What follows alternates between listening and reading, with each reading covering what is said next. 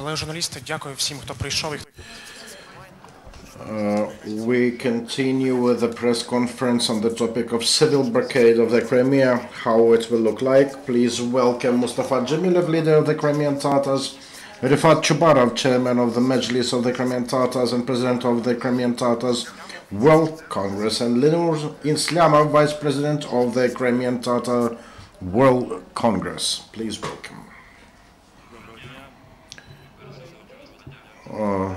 Good afternoon. First of all, I'd like to thank you for your interest in the topic we have announced. We will try to brief you on details of this and we'll expect for your questions. First of all, I'd like to tell you that from the moment the Crimea was occupied by the Russian Federation, the legislation of Ukraine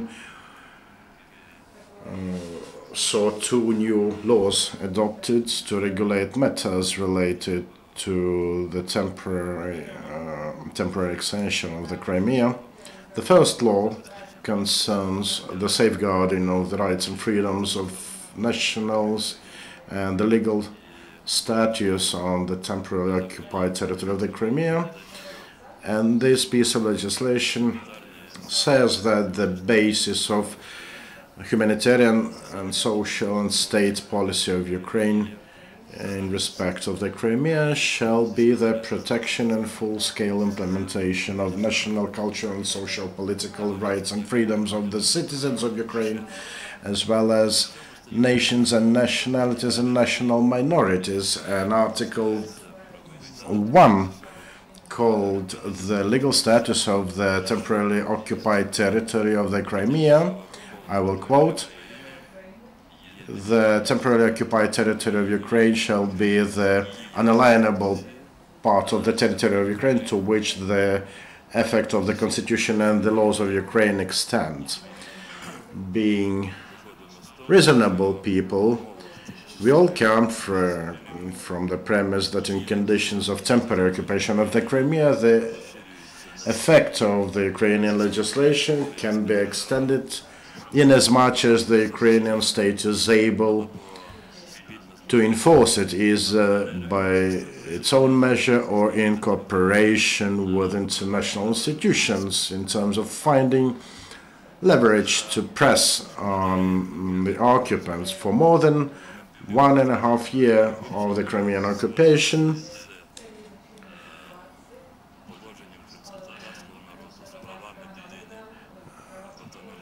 the situation with the Crimean Tatars and the rights and freedoms of the people there were started only by the head of the Council of Europe, Niels Mujnis, and the Turkish delegation chaired by important experts and experienced diplomats, based on both monitoring missions. Reports were made which are freely accessible, and we can see that both of the reports, particularly the second report, an official one made by the Turkish delegation, have suffered from severe reduction efforts under sheer pressure of the Russian Federation. Nevertheless, we, the Crimean Tatars, are deeply grateful to these people for their monitoring efforts in view of the difficult situation, and we do praise the diplomatic efforts that they have made, understanding that the Russian Federation will hardly allow anyone else to their temporarily occupied territory. But this brings us to another question: what we, the states of Ukraine, do to make the occupants observe and cherish the rights and freedoms of Ukrainian citizens living in the Crimea throughout the time of their temporary stay there, particularly within the meaning of the law to secure the rights and freedoms of the citizens in the temporarily occupied territory of the Crimea. pieces and provisions of this law can be found elsewhere in other legislative acts of Ukraine. I'm not going to linger on already known facts, but unfortunately the Ukrainian states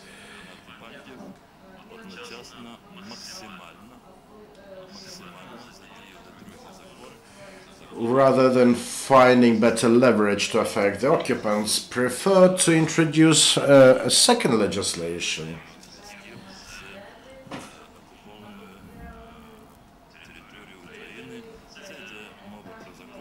The second piece of legislation to establish a free economic zone in the Crimea and to exercising economic activities on the territory of the Crimea. And I would like to quote from some data recently published by, if I'm not mistaken, the Center of Journalist Research. For the past week,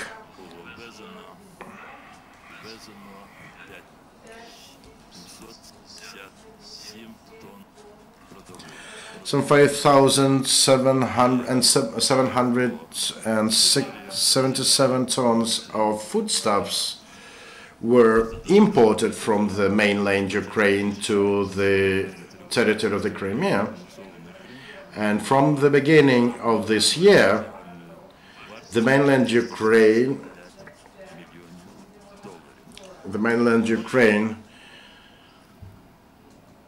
shipped goods in the Crimea for the total of $475 million in equivalent of that.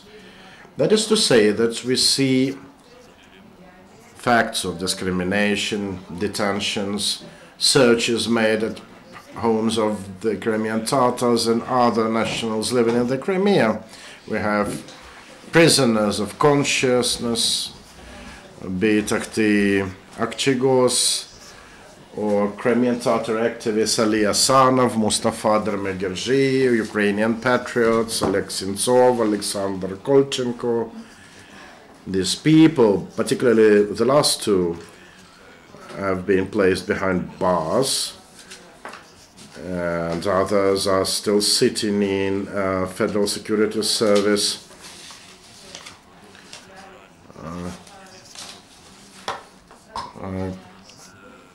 premises since January this year. We still see people vanishing, being kidnapped.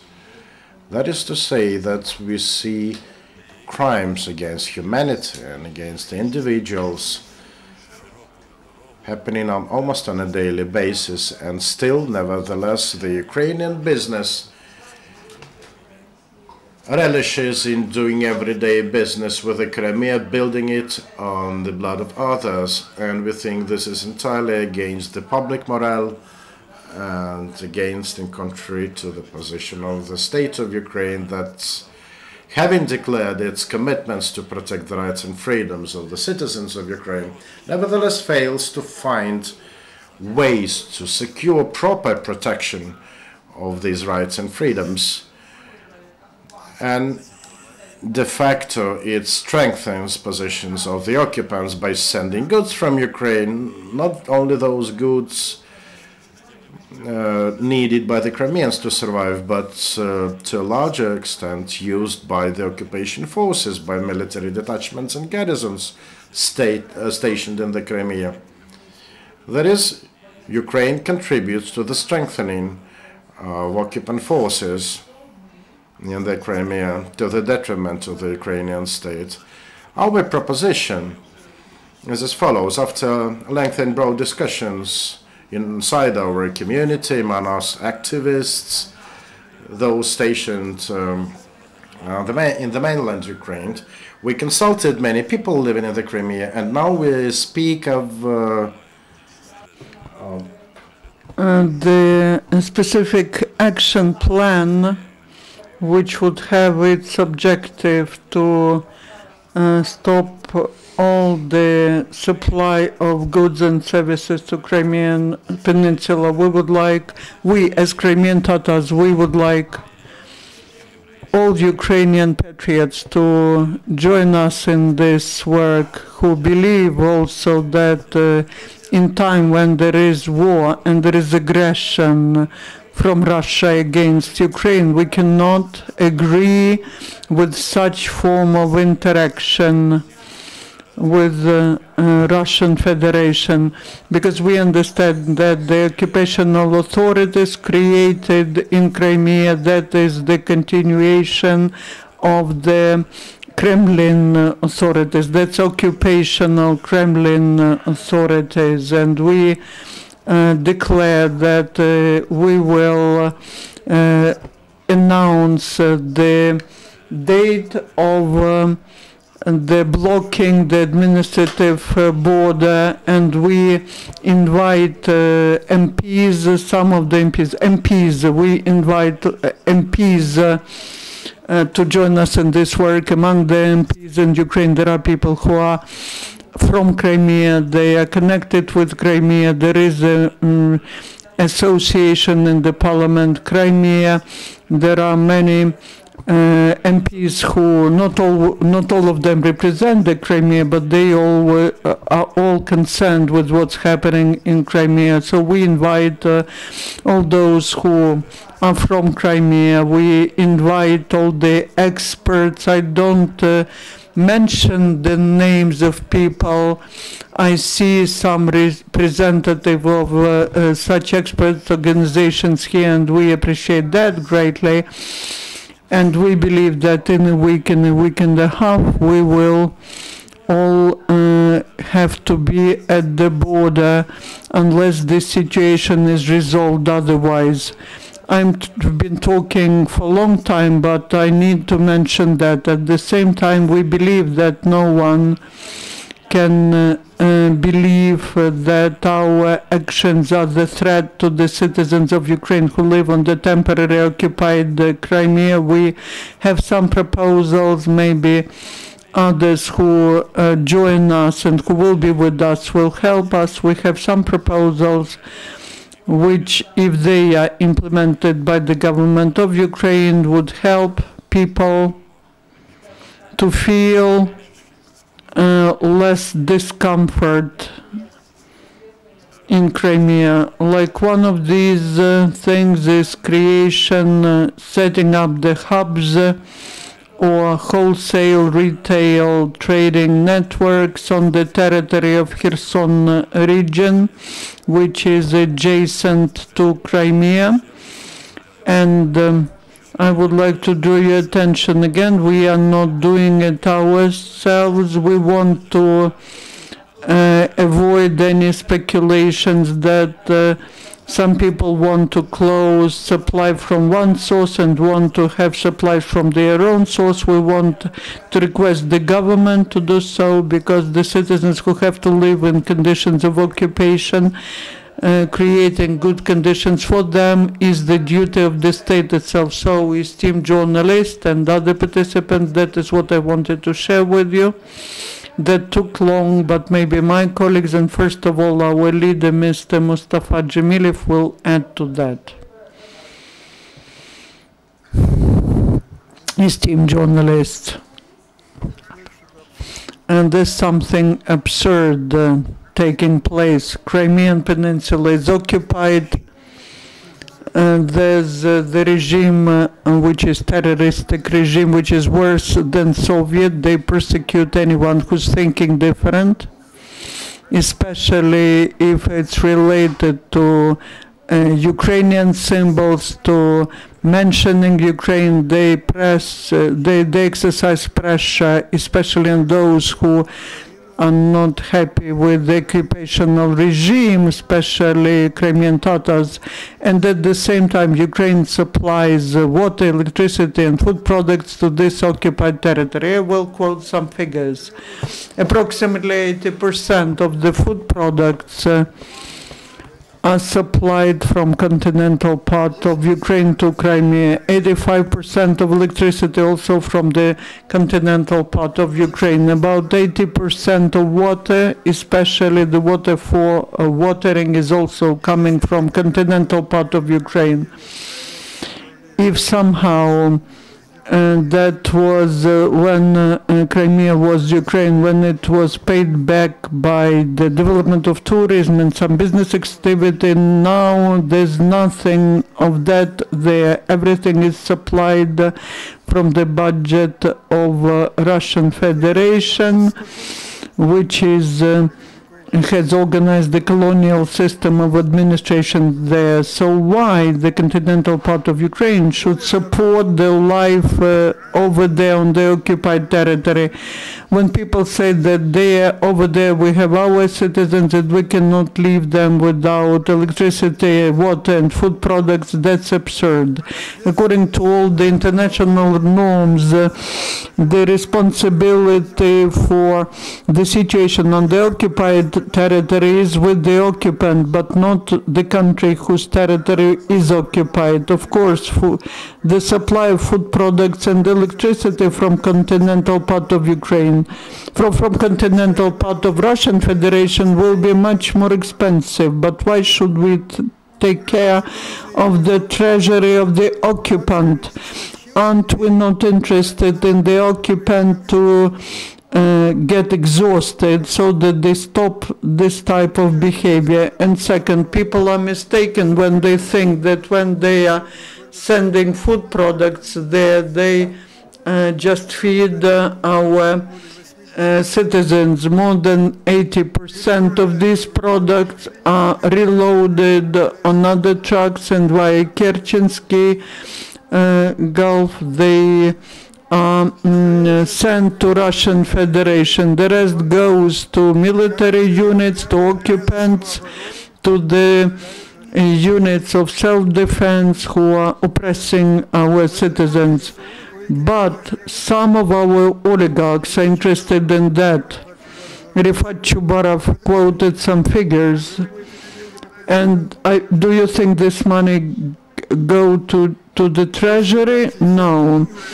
After the bribes are given to Ukrainian and Russian customs, there's a big margin that goes into the pockets of oligarchs and criminal groups.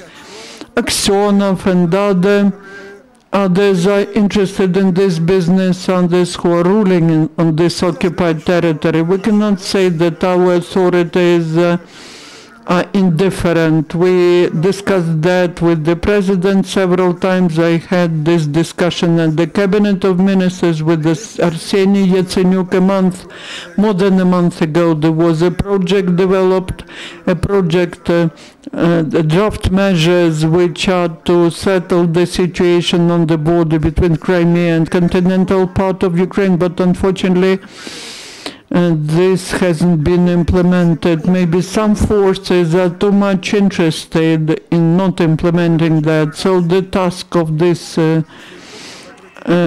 action is to draw attention of the public to what's happening on the border and to somehow settle our relations with occupational authorities. We shouldn't be feeding the bandits who are torturing our compatriots on the occupied territories. We will put forward our terms, but we don't want our actions to contradict the actions of our leadership. So we will try to coordinate our actions today. We are planning a meeting with the president where we will discuss all our steps.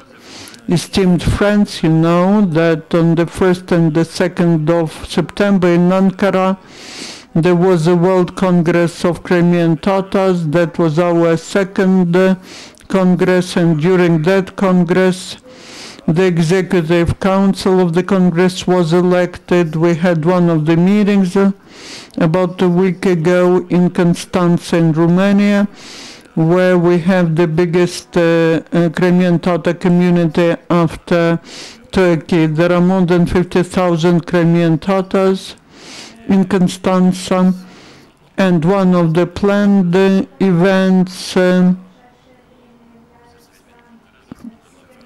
the Executive Council will approve one day a month when Ukrainian Tatars will organize the actions of protest.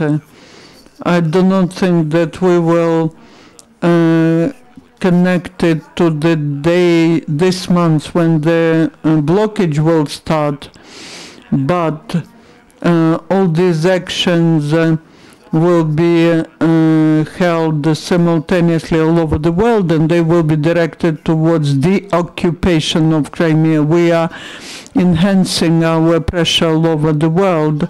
The main thing for us is not just for Crimean Tatars from diaspora, from communities to get more active, but we would like them to get the society where they live active and force their governments to be consistent against aggressor and to defend Ukraine. In some countries we have been working on that together with the Ukrainian communities. One of the vice president of the World Congress, Lenur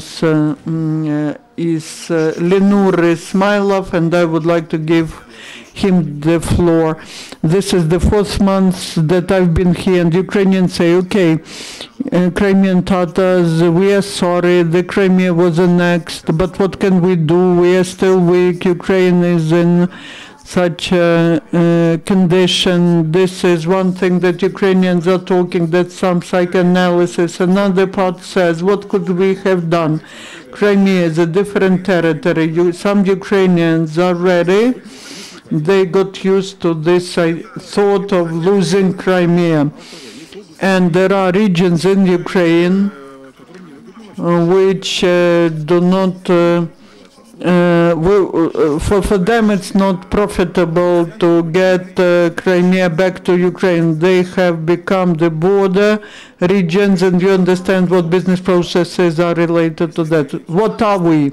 If we are the state, and if in the society there is a demand for the statehoodness, then the Crimea is to be returned. So I am happy that I was one of those that made decision about the siege, about blockage, that Ukraine is joining the world sanctions against Crimea. And I believe that what Refat Aga has mentioned, what will be happening in Sidovtseva, I call upon all Ukrainians, not just Crimean Tatars, but everyone who believe that in Ukraine we need statehoodness. So all patriots, please come to Sidovtseva 22, and we will be preparing this action together with all the patriots of Ukraine. Thank you. Thank you for your speeches. Now let's proceed with questions. Please introduce yourselves. Reuters. The question is, when is this action starting? Will there be any physical blocking of the roads, or will it be some moral political pressure? We are ready for such blockage, for blocking, talking about blocking some communications. We've thought about that. Now there's a process of getting our partners involved. We really want it to be the national Ukrainian action. Mr. Lenur said, he's not politician, he said it straight, but that's true. If there is understanding, if there is a demand to have a state, then we need to return Crimea back to Ukraine. We believe that the date will be announced in a week. We are planning to start blocking in the beginning of September 20 plus. We want Ukrainian business which is now earning money on the tragedy of Crimea. We know them to know about that in advance, and we would like to avoid any open counteraction when, on the one hand, there's an interest of those people who want to continue earning money, but on the other hand, there are the interests of people who want to defend the country, and we want to defend and protect people who are in Crimea. So in the 20th of September, we will be on the administrative border with Crimea. Euromaidan source. Can you tell us whether the blockade might result in enhanced repressions in the territory of the temporarily occupied Crimea, also against the Crimean Tatars that are there? And are there any ideas how to mitigate these if they happen?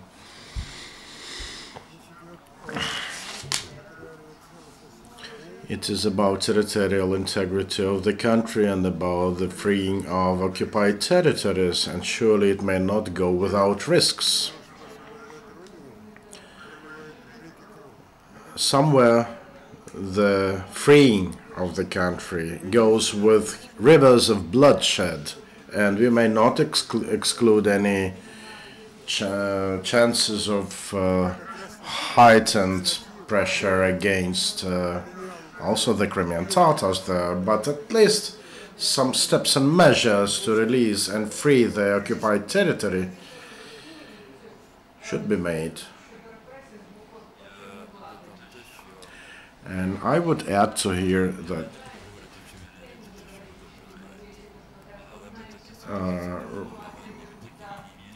in a situation when we do our hardest to be nice to the oppressor, it can only make things for worse. And unfortunately, the Crimean Tatars are already hostages of their position. And we want the Ukrainian society to fully comprehend it, that these people are hostages of their position, that they have openly expressed in the days and at the time when no one else would venture on those roads to openly say. And I really think that there will be attempts. I can only hope that there will be no of them on the mainland Ukraine, but on the territory of the Crimea there will be attempts to find ways of affecting or exerting pressure on us. I'm really unrelated to business, but I can imagine with a bunch of oligarchs here and their partners sitting somewhere in the Crimea, it is just impossible to imagine that they never communicate.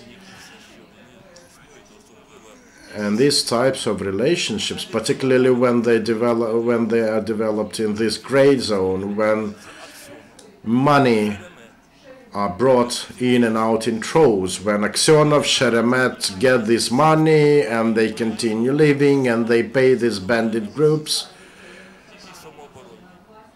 those that the Russians do not pay to. And these bandits then go and kill our people there on the territory of the Crimea, and this is done with Ukrainian money. And the Crimean bandits will definitely look for ways to exert pressure on us also via those people who reside in the Crimea. Thank you. Another question. One more comment. It will be a very nice moment of truth for us to know better who are we standing with. When we stand up, we'll see who is with us. Next question. Chernomorska TV and Radio Broadcasting Company, a question for everyone. Do you know of any legislative language or legislative provisions to formally allow you block the transport into and from the Crimea, given the possibilities of a forceful scenario? I mean, really to prevent people becoming hostages in this situation? Are there any laws to allow for goods transport into Ukraine? It is about the law on free economic zone in the Crimea. Well, we are against this piece of legislation, and it is about our call to the lawmakers to abolish it. Do you remember that at the time of the Great Patriotic War, those who would clean boots of those soldiers were also killed? And we speak about people who are oligarchs here and there, and we all know who we talk about. And we need to really shake up and wake up the situation, and we and you, the media representatives, will have a better understanding of what will happen. I don't understand what you mean, and I want you to believe that we really went through all the phases in an attempt to find understanding also among those who at that time lobbied the establishment of a free trade area, free economic zone in the Crimea. And we had different disputes and discussions in different offices. And one might ask himself, why would we not try to abolish this law in the Verkhovna Rada, given we have 2 MPs here? But I can tell you that without making the issue highly relevant, it will not be possible, and all previous stages only confirmed it. Secondly, I personally, being one of the organizers, will base myself on the law to provide for this observance of the rights and freedoms of citizens of Ukraine on the temporarily occupied territory. And this law says specifically that Ukraine must protect rights and freedoms of its citizens. The format has been selected when I will be told that there is no other way to better protect the rights and freedoms of the people there, then I will be the first to leave this line of standoff. And again, we count on the support not only from the Ukrainian society but also from the international community. You know how violations committed by business representatives of some countries, like those in Romania, Turkey, Spain, and others, those say who send their vessels to the Crimea, with all those chases and scandals involved. And we really had tough talks together with Mustafa, showing our international partners lists of vessels violating the status of the temporarily occupied territory. And the first question we were countered with was, and what you are doing to change the situation?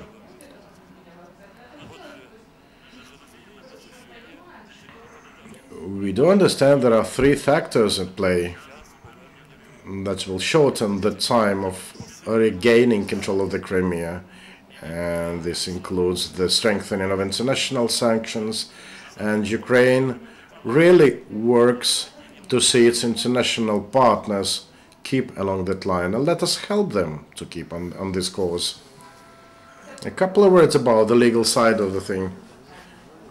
The law on free economic zone is purely lobbyist type. When it was passed, the department on Crimea, the department which was set up at our initiative, came to the president with the request not to allow passing this absurd law, because the occupied territory cannot be the free economic zone.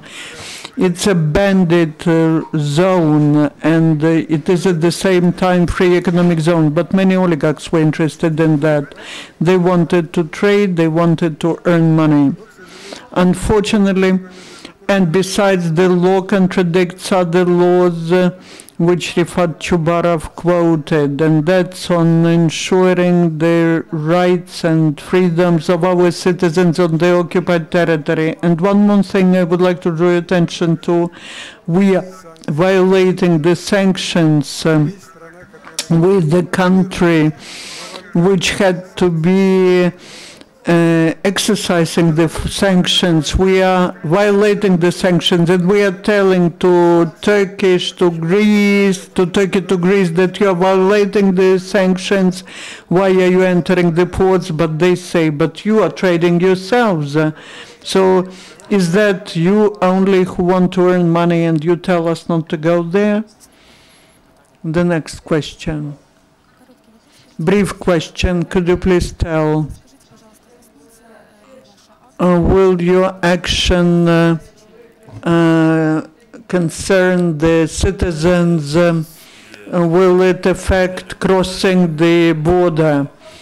We are still working on these issues. I know that some of them were, we gave you the list of these issues. If you give it, you see the name of Dzhemilev. He spent a lot of time in prison, and the criminal case still continues. And here we have the liberation of Ukrainian political prisoners, then removing the obstacles as to work of Ukrainian and Crimean Tatar mass media in Crimea, access to Crimea of international journalists and international monitors, observers of human rights, stopping any persecution of the Crimean Tatars and other citizens in Ukraine, and also cancelling the prohibition for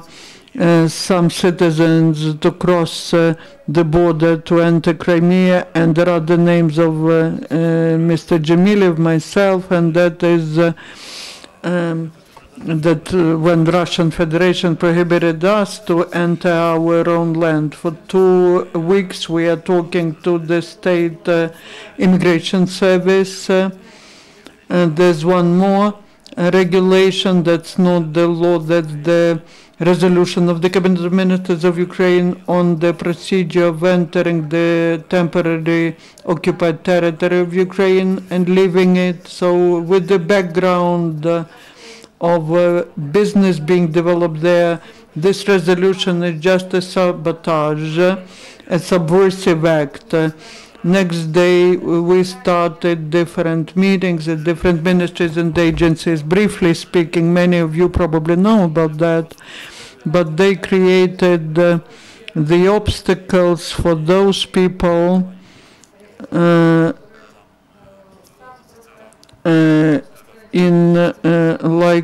for foreign journalists who want to enter Crimea from the territory of Ukraine, the experts of different international institutions. These are our community, Crimean Tatars, who were entering in hundreds of thousands. They were entering, especially on religious holidays. In 2 weeks, and there will be a big holiday, the Islam holiday, and dozens of our citizens are waiting for the permit. Now, what's happening? We, Ukrainian state, we, all the foreigners who have something in Crimea, we channel them via Moscow, via Moscow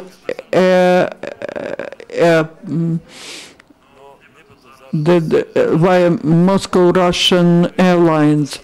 But by the 11th of September, we need to find some at least temporary instrument to simplify the procedure. You enter Kherson region, you go to the Department of Migration Service of Ukraine, you stand in line, and if you fall under the criteria set by that resolution, then you can get permit, and the permit will be issued within 5 days. So it's easier to buy a ticket to Moscow and illegally enter Simferopol. There was a case, a family that is entering Crimea. They have a mother who's Crimean Tatar, and they are the citizens of Turkey, and the husband doesn't, the Crimean Tatar, they're the citizens of Turkey. She is allowed to enter Crimea because she has her mother there, but he wasn't allowed to enter because he had no relatives there.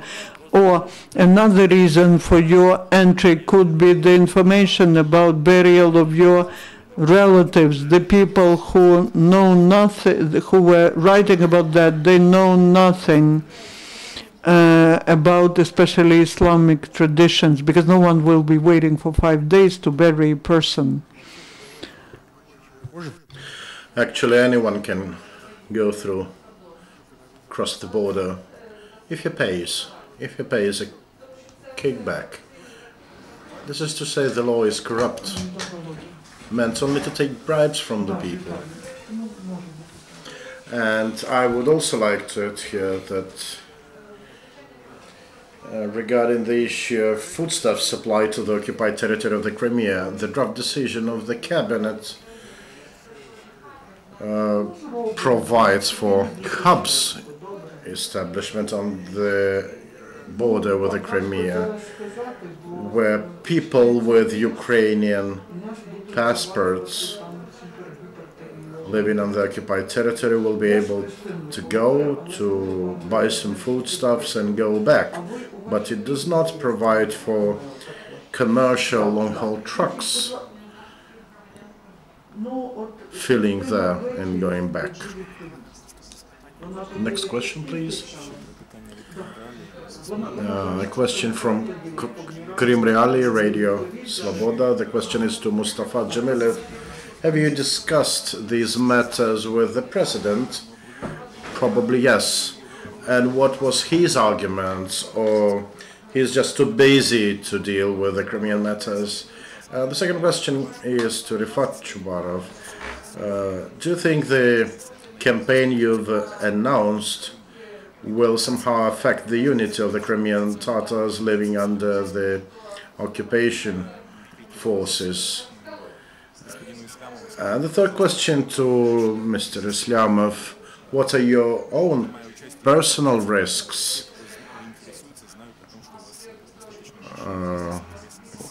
if and when participating in this campaign, given your substantial interest, business interests also in Russia? Well, I had talks about that with the president, the prime minister, and both expressed the understanding the situation is far from normal and some measures need to be taken. When I told the president it was necessary to abolish the law on the free economic zone, the president clearly said he agrees with me, but he said also he cannot dictate the parliament what it has to do. Though he did acknowledge the law was against the interests of the Ukrainian state. Same said the prime minister. He said that this is out of order situation that need to be cut short as soon as possible. And there was a word about a draft resolution to be introduced, but it has never been implemented so far. I think this is because certain groups of influence really being disinterested in changing the situation and rather willing to profiteer from the situation.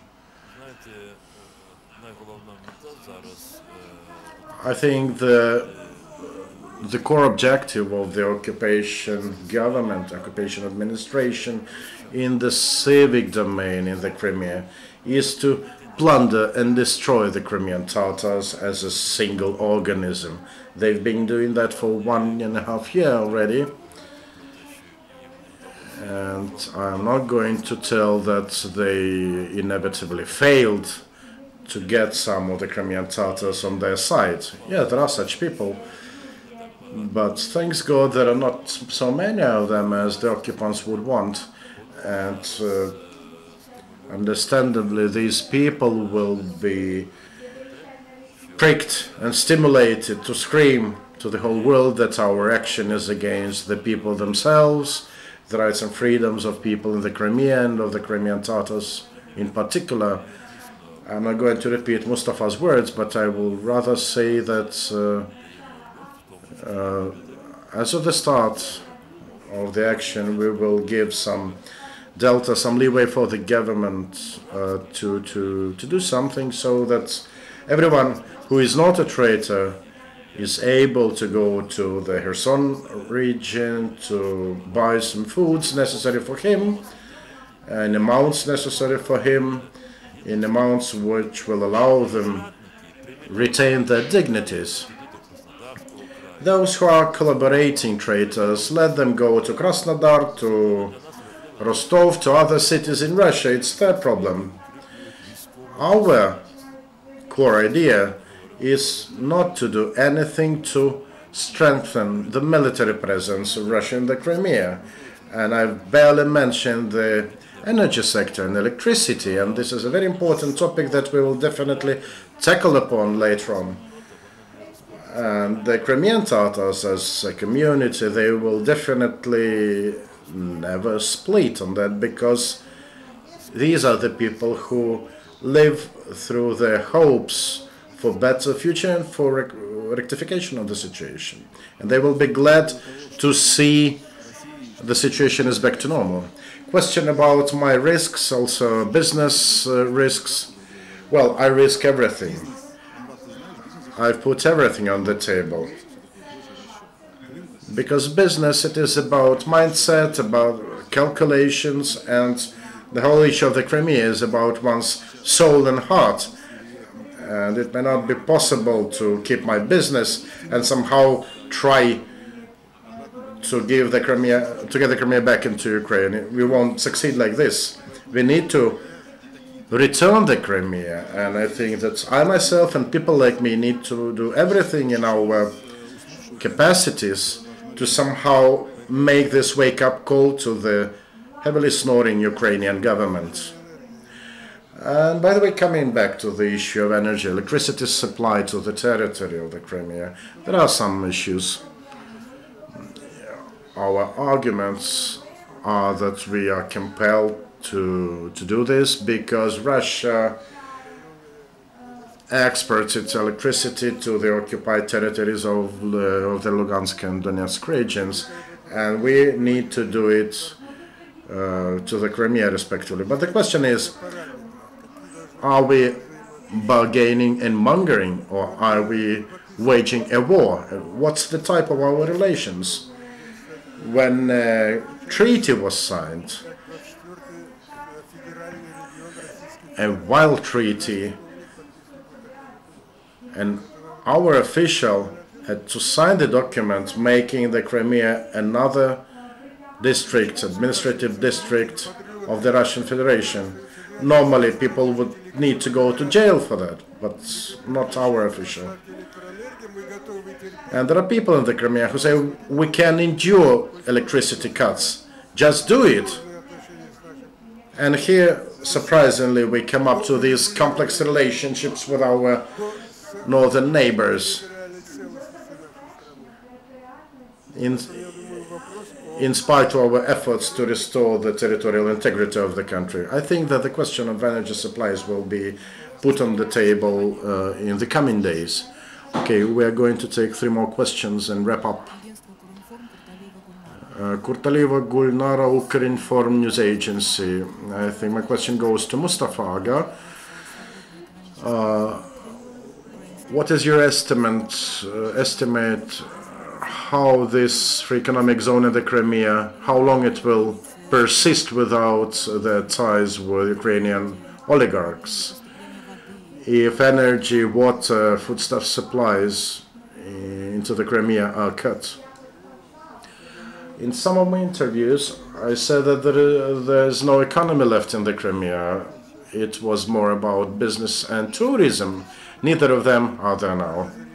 About 4,000 entrepreneurs have been robbed and, as they call it, nationalized. And what about tourism in the region under heavy sanctions, with no air traffic there allowed, with no train connections? The official statistics has it that this year saw about 700,000 tourists, but they were mostly from budget organizations from Russia. That is, Russia, rather than making profit on them, simply pays for their stay from their budget.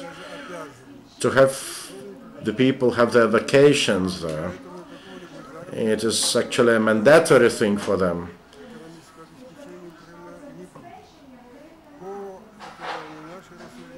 And this is not just our conclusion, it is also the outcome of calculations made by Russian economists, who said that even to sustain the Crimea in its current state would require Russian budget from $3 to $6 billion annually.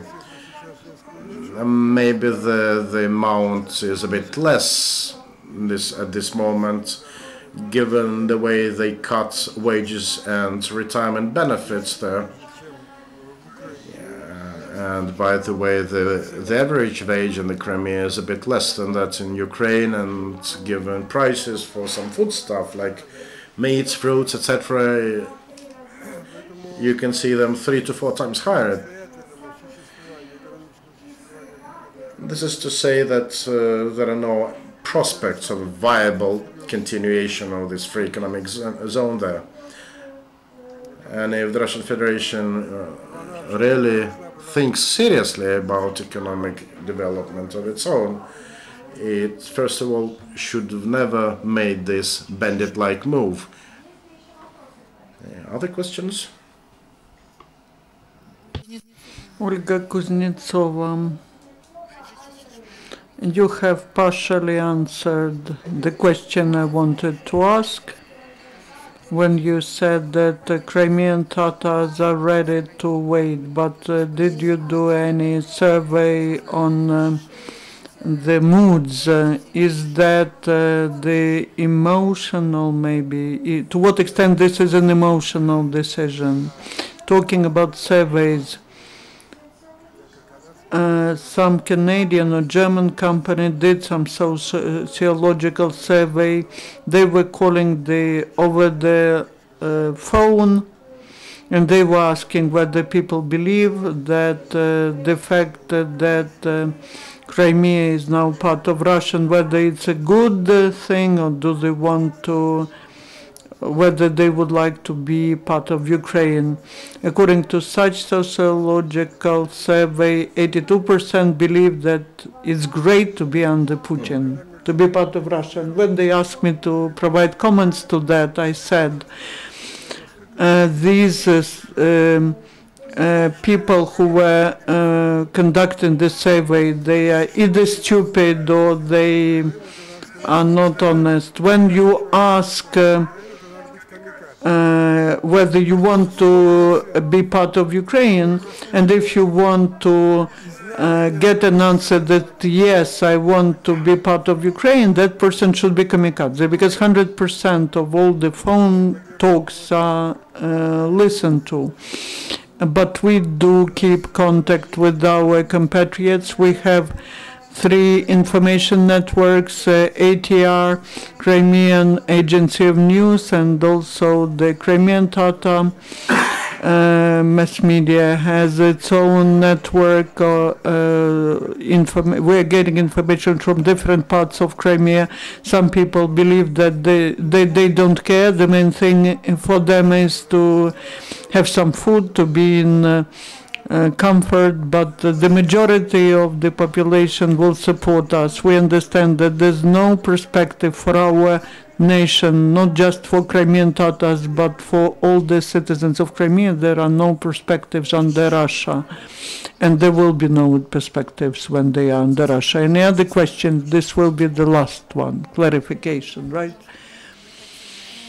Maybe it's not to the topic of today's briefing, but how do you assess the intention of the authorities of Crimea when they are planning to declare the day off for the Crimean Tatar Kurban Bayram? Well, when you, not one person, but many people want to make you absolutely, to have you under control, to have you the person who could be manipulated, then they're using different methods and measures, you know. Russian tradition, Russian history. They put to prison some people, they kill others, they buy others, and they provide some candy to another group of people. But in some spheres, such candies, they do not look like candies. They are provided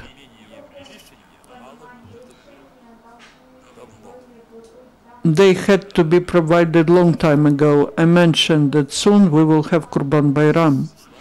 In Islam we have only two big holidays, Uraza Bayram and Kurban Bayram, and they are marked by Muslims in such a way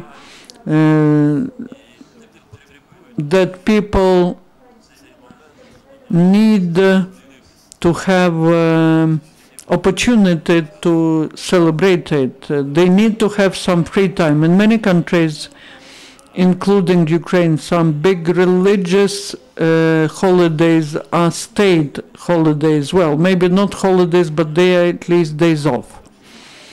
In Ukraine as well. And in the past, we were requesting all the time to introduce some amendments to the legislation of Ukraine. I will stop here. And the occupant, they examine Ukraine, they examine Crimea, Crimean Tatars, not just Crimea. And so they did it to get the Crimean Tatars supporting them. And in the end, I would like to say a few words on behalf of our leader, Mr. Mustafa, my friend Lenur Islyamov. Our action is directed towards strengthening Ukraine, not towards weakening Ukraine. If someone wants to put it this way, not to introduce some discomfort. There will be some discomfort, but only for some citizens who are supplying goods there and who are earning money. But even for them, we are suggesting to find some way out. We are talking about these hubs. This is to wake up some patriotic feeling, common patriotic feeling of Crimean Tatars, Ukrainians and Russians. And we also believe that this is directed towards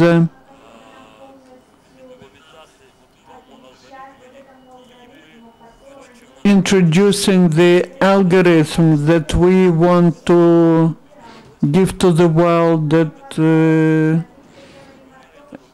now we say that you have to do more than we do, and basically we are trying to strengthen Ukraine to be more active. Thank you. We'll finish here, and all the best to you. Our next briefing will be at 4 o'clock. The topic is European Cultural Platform Activity in Ukraine, the EU Experience.